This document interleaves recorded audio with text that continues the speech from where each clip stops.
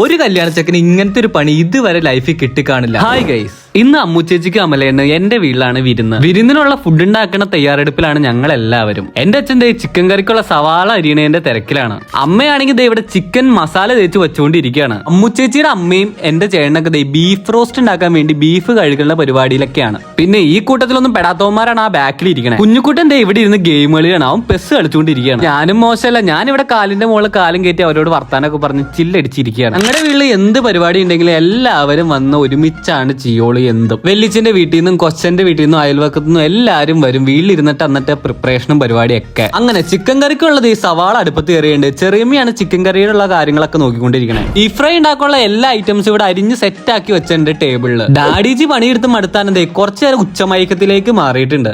അമ്മക്കുട്ടി ഇവിടെ മീൻ കഴുകൽ പരിപാടിയായിട്ട് തിരക്കിലാണ്. കല്യാണം കഴിഞ്ഞ് വിരുന്ന് വന്നിട്ട് കല്യാണ ചക്കനാണ് വിരുന്നിനുള്ള ഫുഡ് ഉണ്ടാക്കുന്ന പരിപാടിയൊക്കെ ചെയ്തുകൊണ്ടിരിക്കണേ. ഇത്രയും വൈബ് അടിയാണ്. നിങ്ങൾ എവിടെയെങ്കിലും കണ്ടോ? പണി എടുക്കാനൊന്നും യാതൊരു മടിയില്ല പുള്ളിക്ക്. അതിന് പകരം അമ്മ ആണെങ്കിലും ഒരു പണി എടുക്കാണ്ട് ഇവിടെ കസേരമ്മ സുഖമായിട്ട് ഇരിക്കുകയാണ്. അങ്ങനെ ചിക്കൻ കറി ഇവിടെ സൈഡിൽ റെഡി ആയിക്കൊണ്ടിരിക്കുകയാണ്. തൊട്ടപ്പുറത്ത് തന്നെ ബീഫ് ഫ്രൈയും റെഡി ആക്കുന്നുണ്ട്. അങ്ങനെ വൈകുന്നേരമായി എന്റെ മാമനും അമ്മായും വെല്ലിച്ചനും കൊച്ചനും എല്ലാരും വീട്ടിൽ വന്നിട്ടുണ്ട്. കല്യാണ ചക്കൻ ഇവിടെ ഇരുന്ന് അനിയന്റെ കൂടെ പെസ് കളിച്ചുകൊണ്ടിരിക്കുകയാണ്. അങ്ങനെ വർത്താനം പറച്ചിലൊടുവിൽ ഇനി ഫുഡിനുള്ള സമയമാറായി. ഇനി ഫുഡ് കഴിക്കലാണ് നെക്സ്റ്റ് പരിപാടി. അപ്പോൾ യുവമിത്രങ്ങളായ മണവാട്ടിക്കും മണവാളനും ആശംസകൾ നേർന്നുകൊണ്ട് ഇന്നത്തെ ഈവനിങ് ആരംഭിക്കുന്നു.